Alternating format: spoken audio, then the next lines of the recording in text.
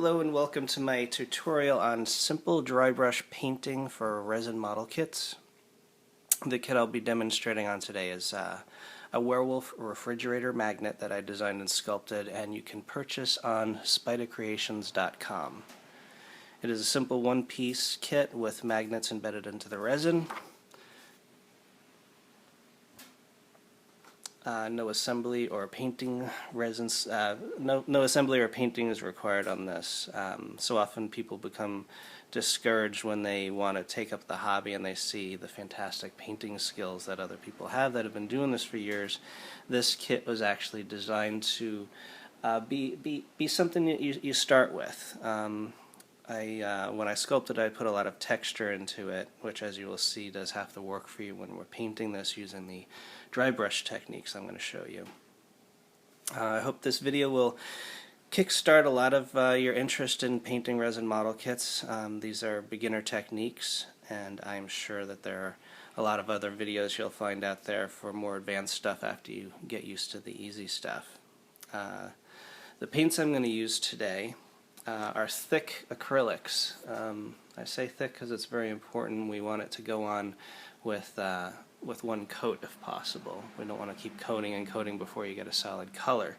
One of the paints that I like to use are called Citadel, and you find them at gaming stores for people who are painting little figures for model kits, and like Warhammer and that sort of thing.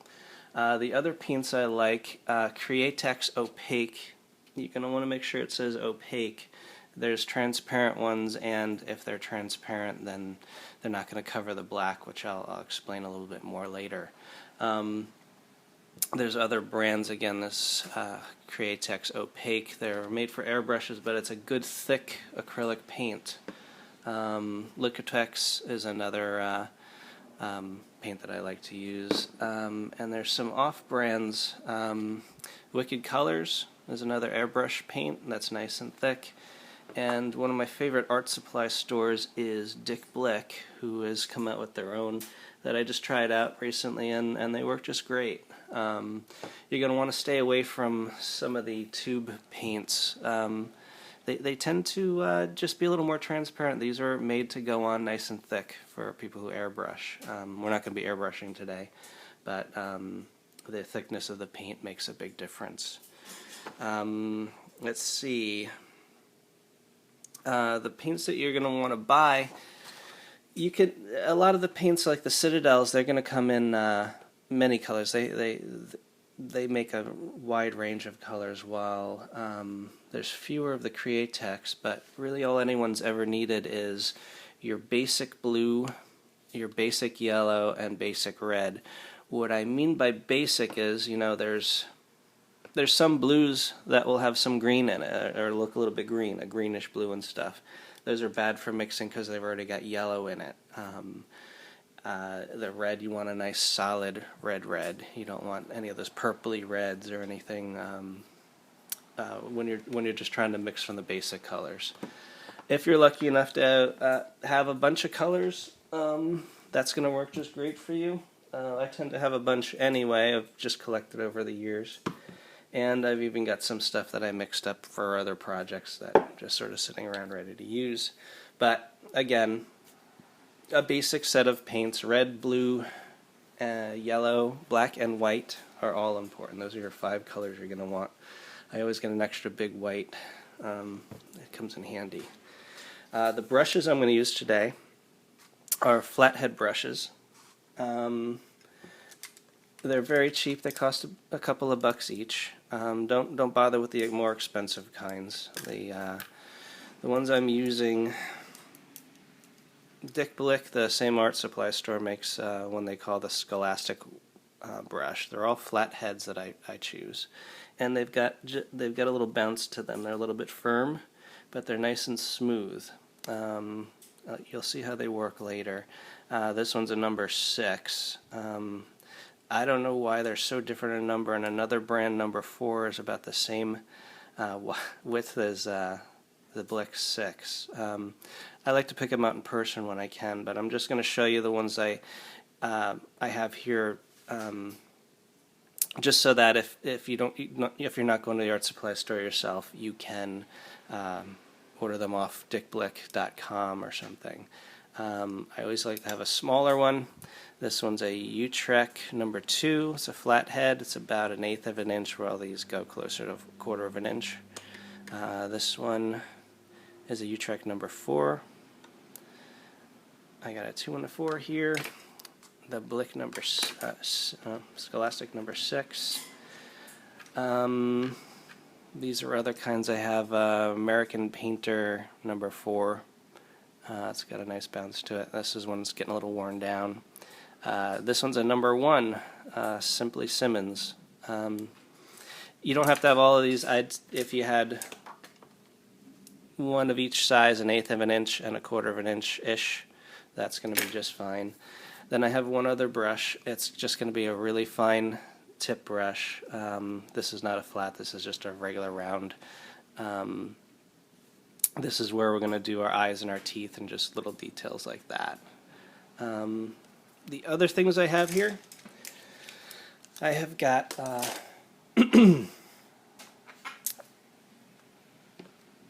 I've got something for mixing paints in if I want to use that. I tend to prefer one of these paper palettes. What they are is they're simply a paper pad that has a waxy side, and when you put your paint on here, it doesn't dry on you because it doesn't absorb into the paper. These are great for mixing paints on. You can see paints I've mixed on here in the past, and they pop right off because they don't absorb into the paper. Very handy. You could see it while you're mixing it here.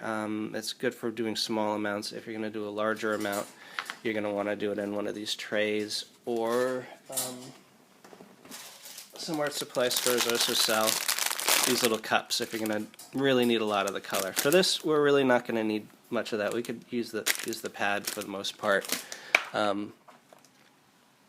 Let's see, I think that, and of course you need a cup of water handy at all times for rinsing your brushes off. And I'm going to see if I can, excuse the shaking, I'm just moving this so that you can see the palette as well here. Dry brushing is really a technique of, it's as simple as it sounds. If you get a little paint on your brush and, wrong paint.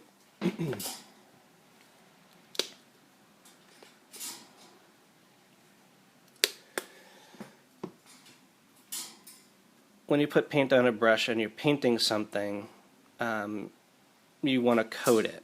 But when you're dry brushing something, what you're really doing is getting a little paint on your brush, and you're capturing just the surface because it's just brushing over it.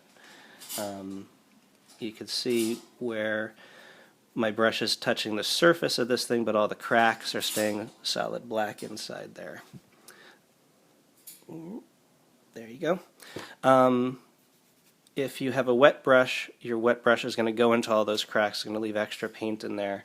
And what you really want for this technique is to hit the surface. As you can see, all these on our werewolf here, he's all texture, and we want to get our paint to hit the surface, and then inside the cracks we want to stay black. By the way, this is also, I probably should have mentioned this before, but it's been coated with a black primer. Primer is a spray that you spray on, and it allows your paint to stick to the plastic, the resin, much more easily, much more solidly. And when you order this model kit, I always send them to you already sprayed black with primer, so it's ready to go. You don't have to go buy a primer for yourself. If you hear any noises in the background, that's my bird, who's right next to my desk and can't hold still for 20 minutes. So what I'm going to start with is, so that we're going to be doing all the dry brushing in a minute. I've sculpted this moon in the background of the werewolf. And what I'd like to capture is, if I had everything is shadows and light, surface light on this type of thing. So if I had a moon,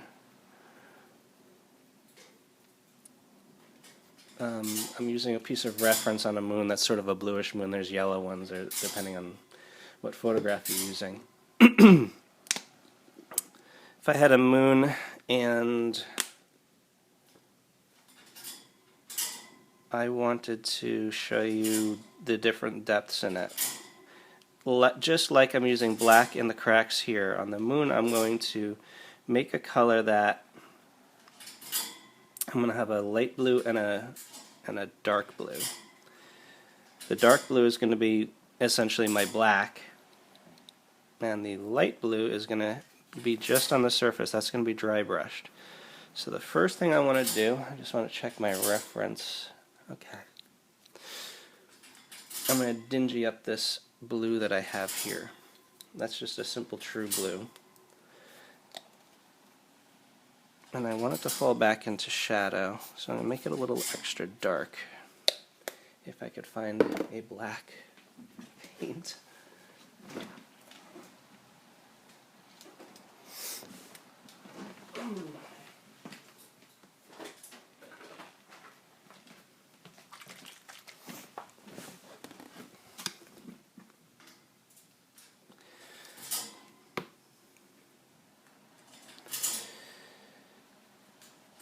Alright, now this blue is a little extra dark. Maybe too dark. We'll see. And I'm going to wet coat this moon that I have back here,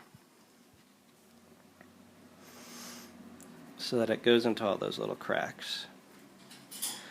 Simply because while the werewolf is sort of standing in the dark, that moon is sort of glowing, and so I don't want any solid black in it. This is sort of the exception to this little technique I'm teaching here, but you'll see where I'm going with it when it's done. I'm making sure to put it on wet, the dark blue, and it's going in all those cracks. Again, I have a piece of reference. It's a little hard for me to aim the camera. Maybe I'll give it a try anyway, just so that you see what I'm talking about. I'm going to try for you guys, but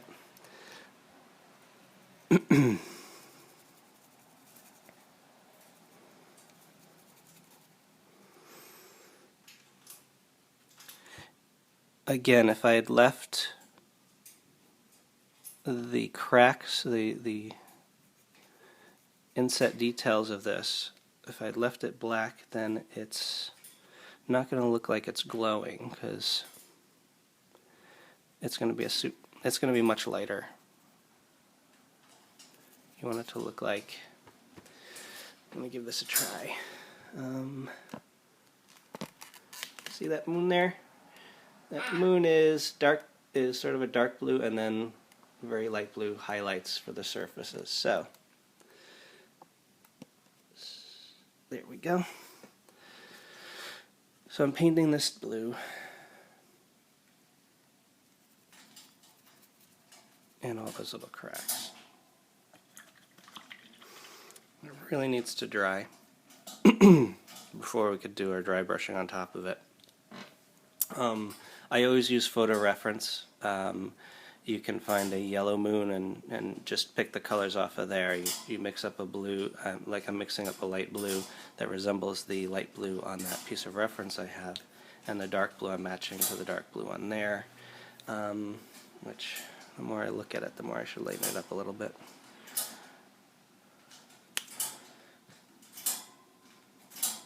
We're going to do the same thing when we get to the werewolf, where we want to pull up a picture of, or print out, if my printer's down today. If we picked a picture of a wolf, had the reference next to us, then we're going to match the colors on that reference.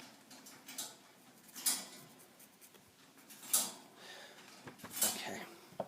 That has to dry, so what I'm going to do is I'm going to find we're going to come back to that moon after it dries, and I'm going to go into the werewolf just a little bit here.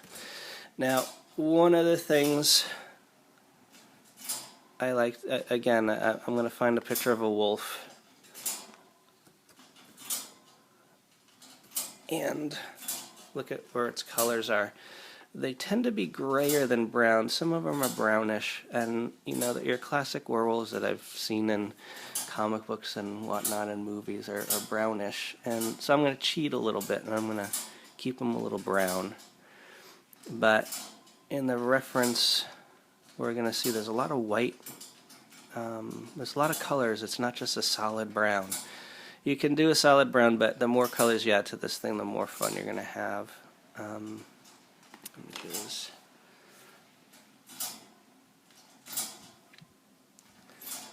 I'm going to show you.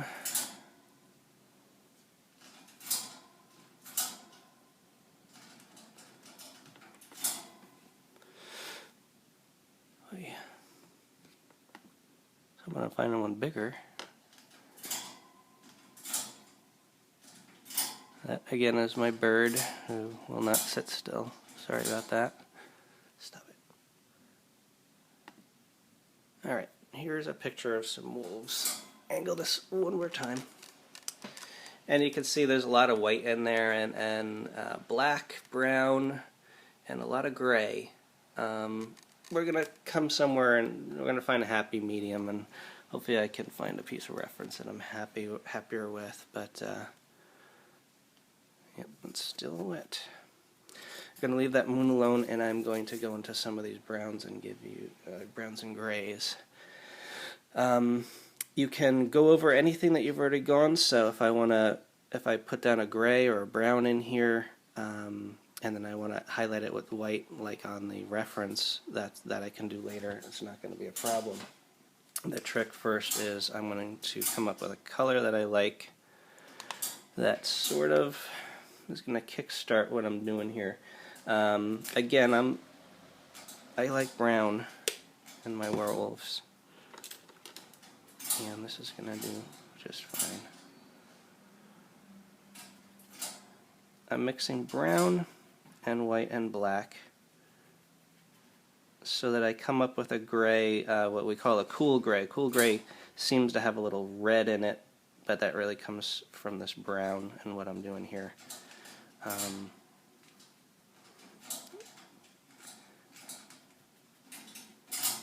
If it was solid gray, that would be called a cool, wait, not even sure what I just said now. The warm gray has sort of a little brown in it. Cool gray is just sort of black and white, your typical black and white, and like that. Anyway.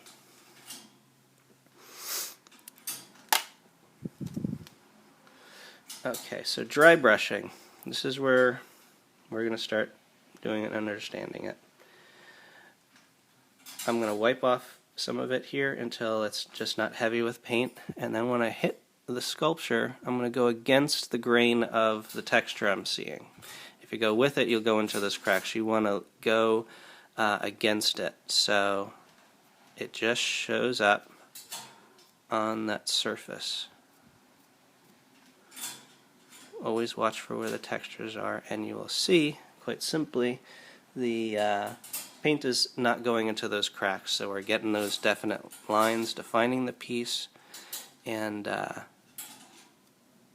making the details pop out. That's the main objective here, is we're going to pop everything out.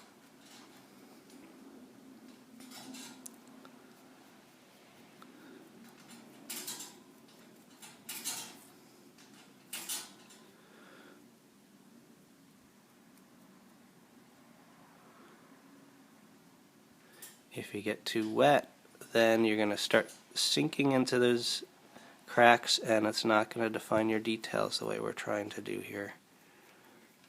So, I hope the camera's picking up on this. I'm using an iPad to shoot this with, for lack of a better camera. Doing my best, but of course there's better. And, you know, as you get used to it, you can loosen up like I am here. You're seeing me just go a little nuts with this brush here. As long as I don't have too much paint on it, and I'm going against the grain, it's going to do what I want it to do.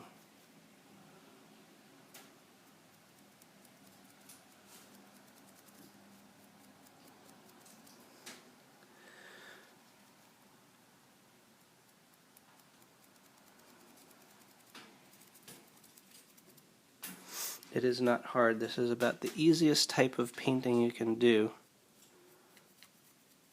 on a resin kit. Some resin kits are not made for it. You know, when you're doing a figure of a barbarian or something, they're mostly nude, and you really have to get into that airbrushing to pick up the qualities you want.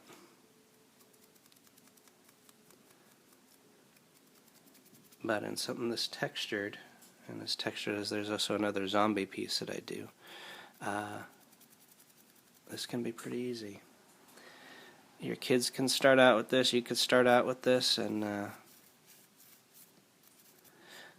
you're going to just have fun.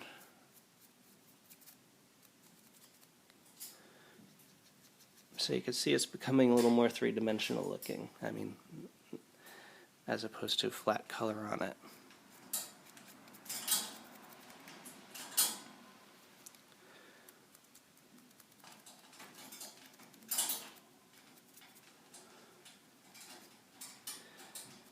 Start out slow when you're doing this. It's I'm a little more used to it. Again, I'm not even great at painting these things. When I do a professional piece, I get someone to do it for me. I have friends who really do fantastic jobs.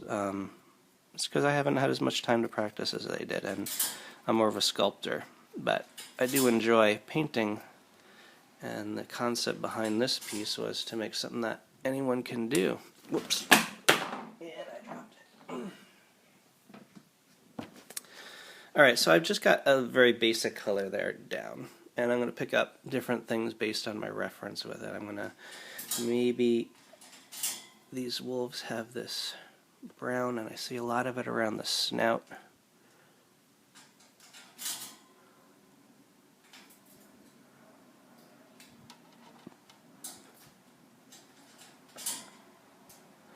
See it surrounding the face. And we're going to go in there with some white too, because they got a lot of white in there. And a little here. I just went with some brown that I had here. You can mix your own or whatever. And I see some on the ears.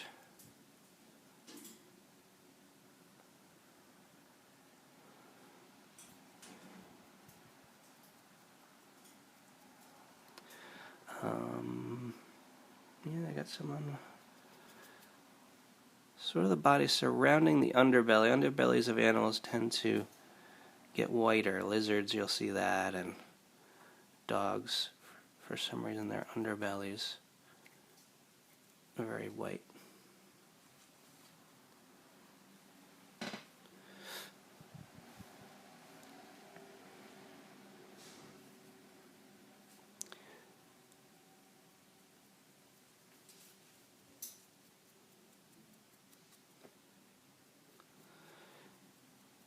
You'll notice the more colors, don't make them too drastically different from one another, but the more colors you use, the more it just starts picking up a little life.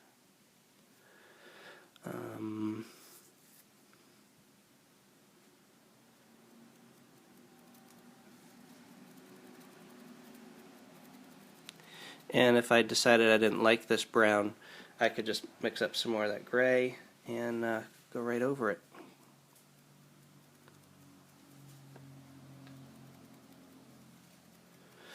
On the hands, they tend to, I imagine a werewolf's hands are a little more fleshy and less furry.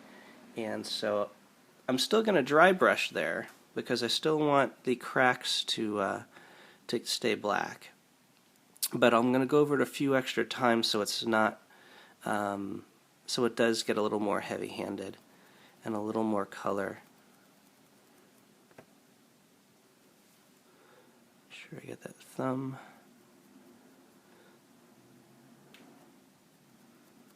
So I'm still dry brushing, but just putting a little more on there.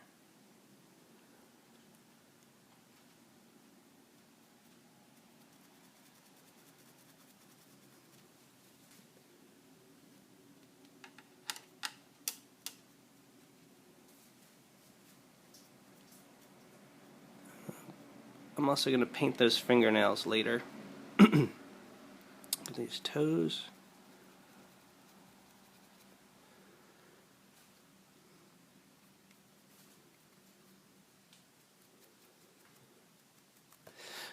Okay, now I'm not making this one very bright yet, but you're going to start seeing some things pop out more and more.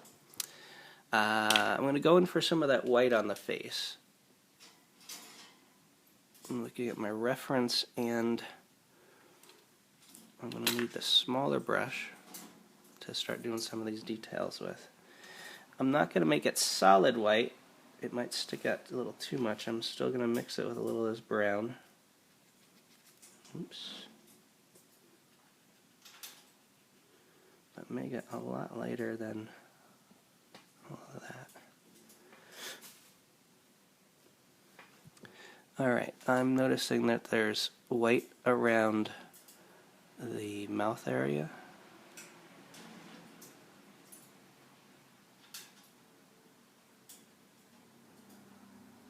And the chin. It's going to have black lips. I might go and touch up those lips a little bit. And into the cheek area.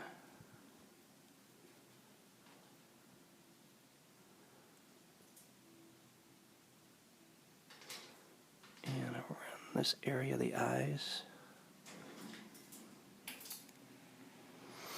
If you're watching this on a computer, you might just open up another window and take a look at a picture of a wolf. I wish I was a little more advanced here in the filming part, so I could show you both at the same time, but this is the best I could do for now. Inside the ears, I'm noticing they're white. I think I'd still like to, yeah, I'm going to do some of this belly. Again, they seem to be lighter on their bellies. Not a whole lot lighter. I don't want it to stick out too much and be too cartoony like Bugs Bunny. So I'm mixing some brown in with my white, and I'm going to start touching in here. Oops, that was a little heavy-handed. That was not quite dry enough.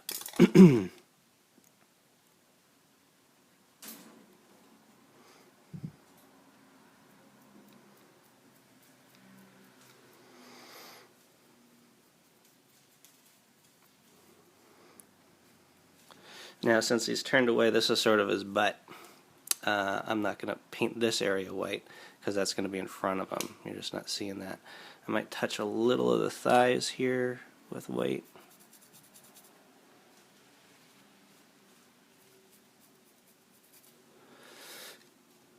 And I think I still want it to pop more. I'm going to make that a little lighter now.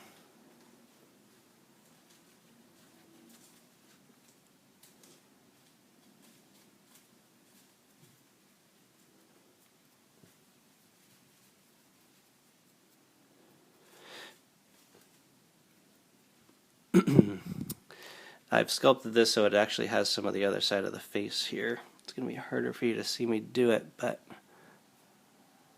add some of that white in there. The same way. And that's where we are so far. These can be still blended a little bit more by just adding more colors. So I'm going to try and do that and maybe not talk so much. Just you can see what's happening here.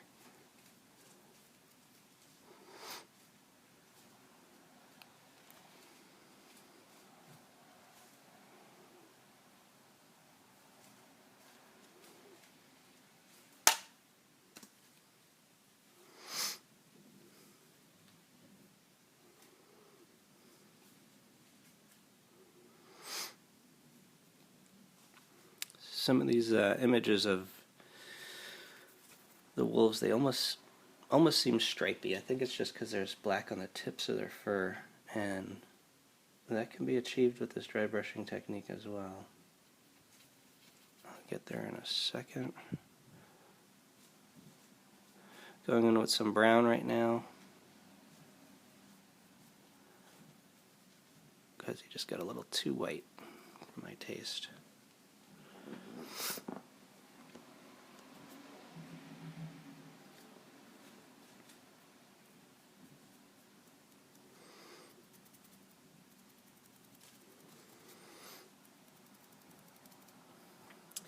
Browning him up a bit. Just, it's my preference for the classic werewolves. You can stick with gray.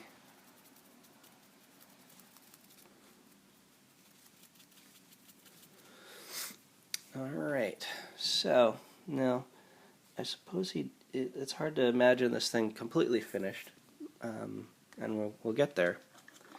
I'm going to switch over just to give that a rest and see if my moon is dry. My moon is dry enough, so you're going to see what we're going to do with this moon. My whitish blue has dried, so I'm going to mix in a little bit of it.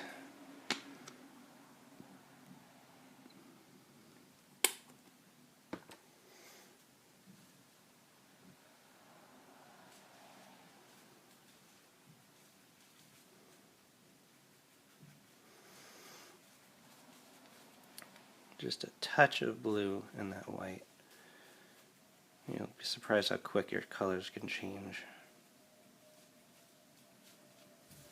Alright, now that's too wet. Dry that off.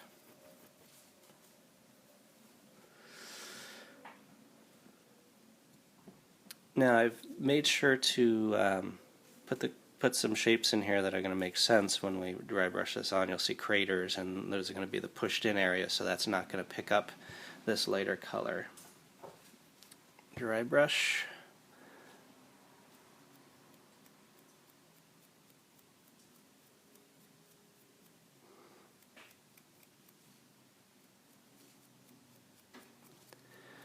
And you'll see how this is becoming a more three-dimensional looking object. This moon.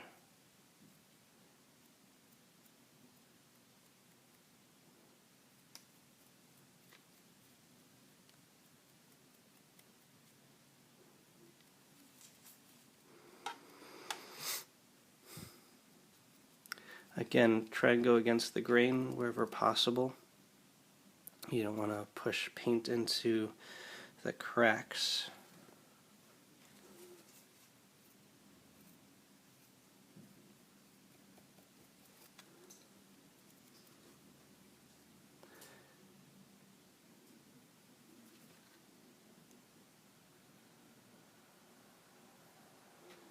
And on your photo reference, there's going to be areas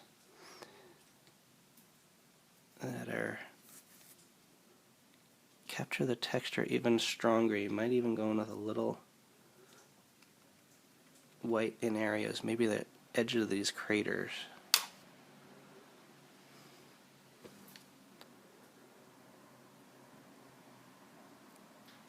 Oops.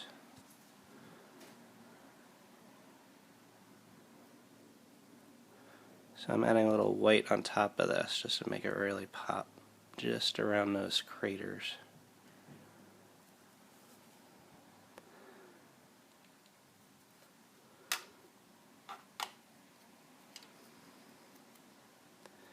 And there we go. So you get the general idea of that look there.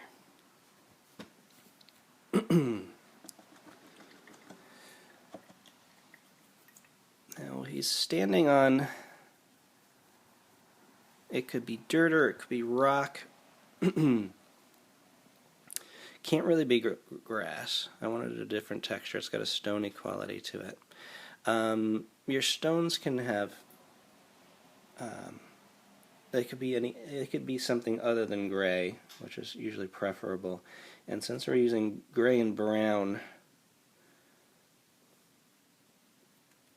I think I'm going to stick with simple black and white there. So, like I said before, a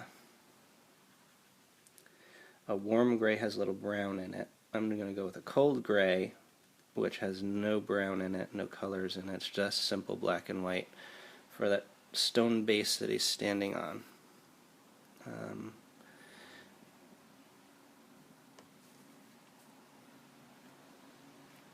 so that it separates him from the base. I don't want it to look like the same color. And you could even mix these grays in here.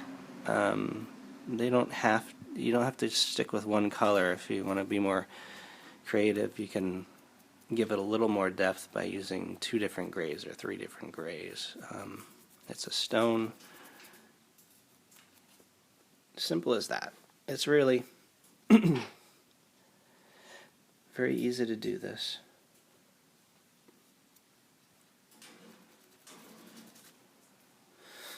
Okay, that's where we're at so far. I did mean to go and throw a little extra black into... I'm good with him so far. So I like my fur, I like my stone, and I like my moon. So what I was saying before was we have an extra brush that's not a flat head. This is our detail brush. Now, doing teeth and eyes is just need a steady hand. It's not going to be a big deal. First, I'm just going to put some white down in there. Look for where his eye is. Hope you could see this already.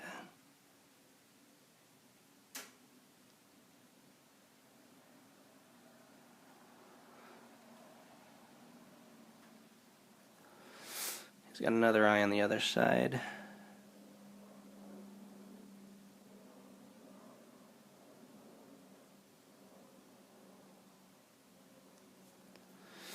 And the teeth are going to be sort of dry brushed with this. I'm going to try and not make it so wet. And where the teeth are, all I have to do is touch it and drag across. And those teeth are going to pop and they're going to stay black in between them. So now we can see the teeth. You can also, if you want to, you could go and touch them, just the center of them with your paintbrush as well, as if you could see it well enough. You can paint those teeth, but you want to leave that space. That's the phone. I'm going to ignore it because I know it's just someone wanting something from me.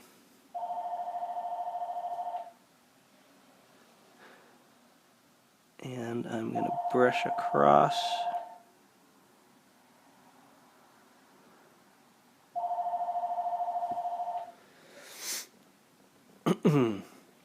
See, yep, you can see there. I put a little too much paint on that eye. I'm going to touch it up in a little bit. If you do something drastically wrong, since you start off with black, all you have to do is coat it with black and you can start over. Black paint, I mean.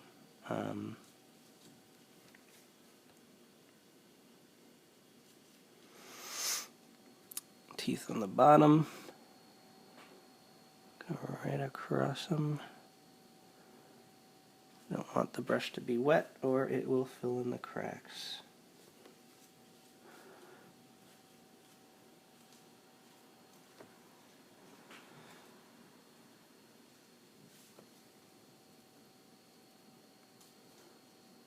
So you can see where that's going. I do want to color the inside of his mouth. I don't want it to be a bright red or be too cartoony. Nothing wrong with cartoony, just not what I'm trying to do here.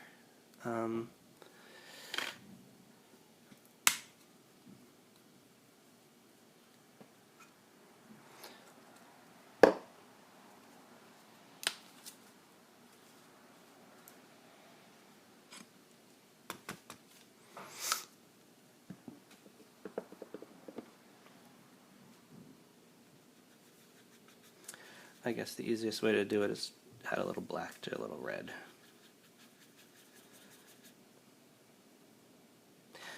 I'm going to add, I'll try and explain this. I'm going to add a little white to it as well. The thing that the white does is it's going to muddy it, because it's really, this tongue is in shadow and its tongue is pink, not red.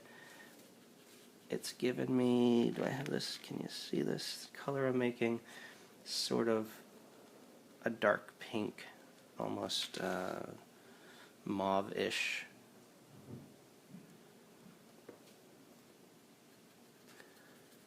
And I'm going to dry brush again. I'm going to try not to hit those teeth.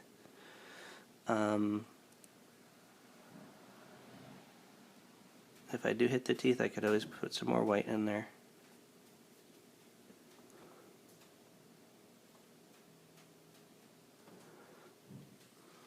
And I'm going to use the tip of my brush and just sort of scrape in the roof of the mouth. I don't want too much paint in there. I don't want it to be solid, because this whole thing sort of has a style of leaving black.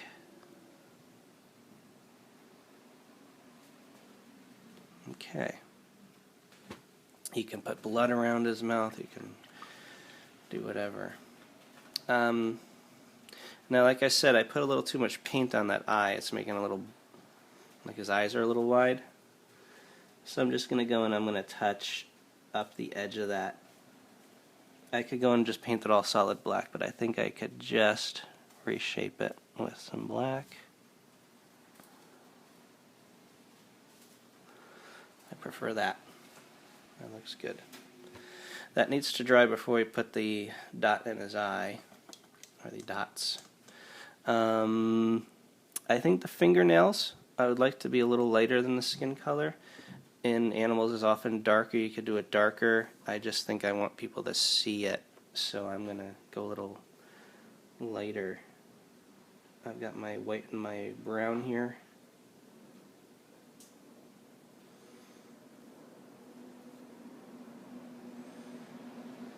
Not much lighter, just a little lighter. And I'm going to wet brush this because I'm coating it.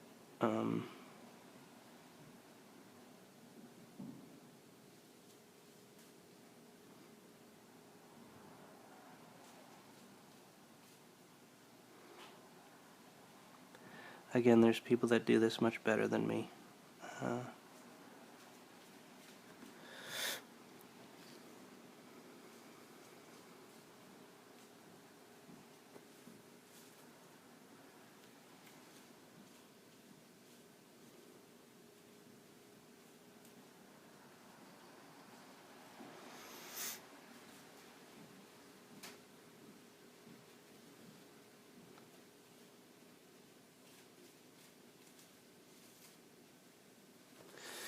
Alright, now one of the things I noticed that people like to do is when they do nails, they like to make them darker by the cuticle, I think that's what you call it, and it gets lighter as it goes out. This gives it a sort of dirtier look. My nails aren't all that dirty right now, but I think we can achieve a little of this by touching at the end and just, that didn't work.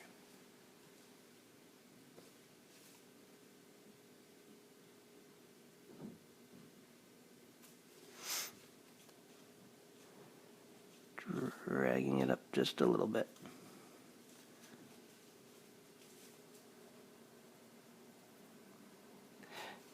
Don't have to do this. I didn't do it on my last ones that I did, but I'm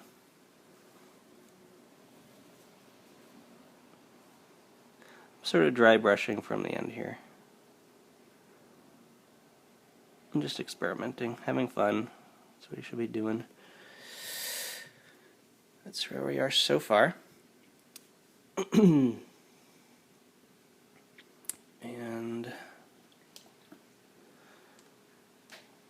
I think we can go into that eyeball. One of the techniques I know that people like to do when they're doing eyes is if you were to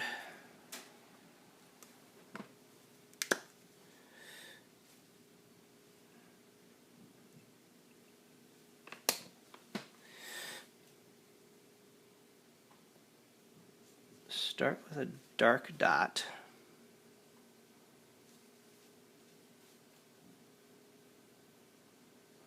I'm doing this a little sloppily. I'm painting on a paper towel. Add to that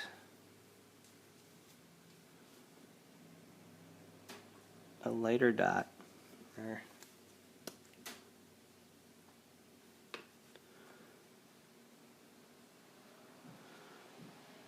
On a tiny little thing, like this little eyeball, if you get one dot followed by a smaller dot of a different color, and then you put a black dot on top of that, you get this nice eyeball effect.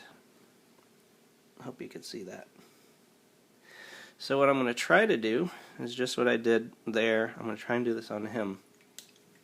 And I want him to look towards us a little bit. He's sort of starting to turn his head here and catching you. So I'm going to start with this sort of, I made it sort of an orange color.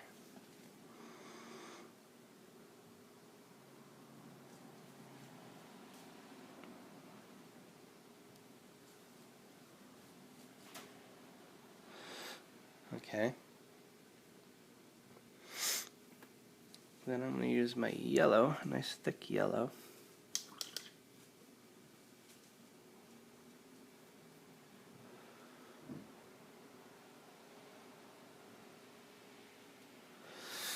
A nice little bead of yellow on there. I'm going to touch it. I'm going to try not to cover the whole thing. Like that. I need a minute to dry. Do I need to do anything else?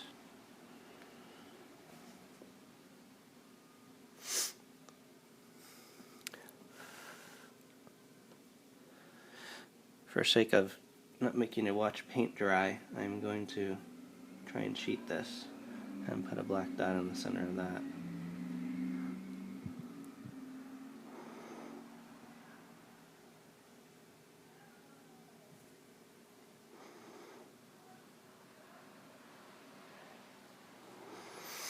Like that. Now you got a werewolf eye. I forgot to do the other side. I'm going to do that now.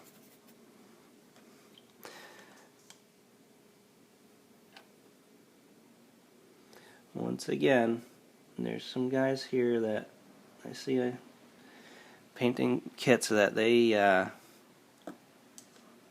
do a super job. I am not a super painter, but I like to paint these things, and I hope to get better. And I'm making this video for those who are sort of in my shoes, who want to get some enjoyment out of this. You don't have to be perfect. This kit is designed for beginners. I'm sure I'd love to see anyone who's painting this put up pictures and videos or whatever. I'd like to see one of those guys who do incredible work post up a picture or video of their paint jobs on this. It's certainly fun. It's not expensive. It's a nice thing to do on a rainy day like today.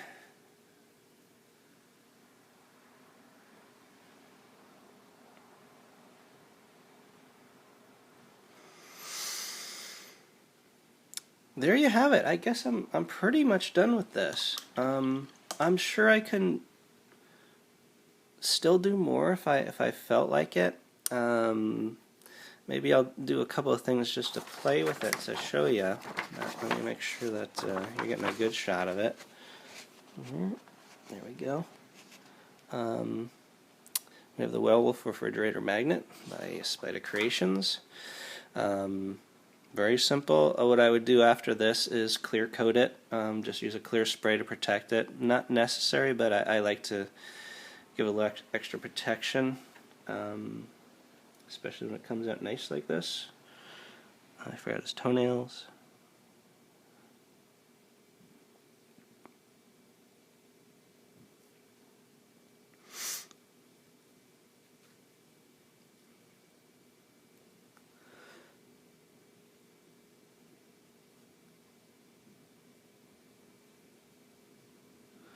I hope hope the camera was aiming at it for the most part. I don't know exactly what you guys are able to see here.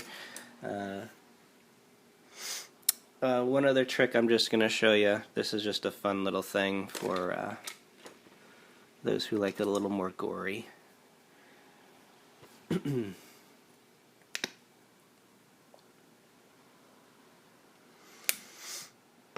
If I take a dot of red, add a lot of water to it, or just make a watery brush, So it's very runny and watery. And I brush it across his teeth. These are nice and dry. Whoops, that was not watery enough. I'm not trying to dry that off.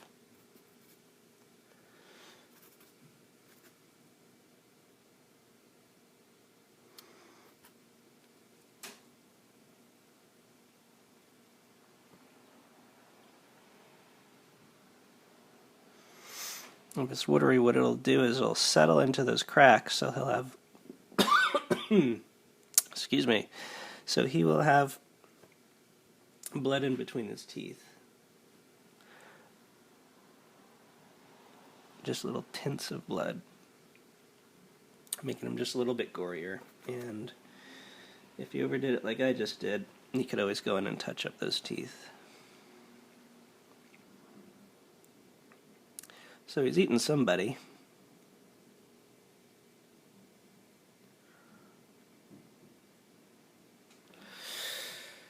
Okay, I think that's going to do it. I think that I've at least showed you the techniques here. Be sure to send me an email with pictures of ones that you've done. I'd love to see them. I'd like to be able to post them on my site. I'm always surprised at everyone's creativity. It's the best part of doing this job. Like to see what you do with it afterwards. So anyway, I'm Jason Spida Adams from SpidaCreations.com, and this is the Werewolf. See you next time.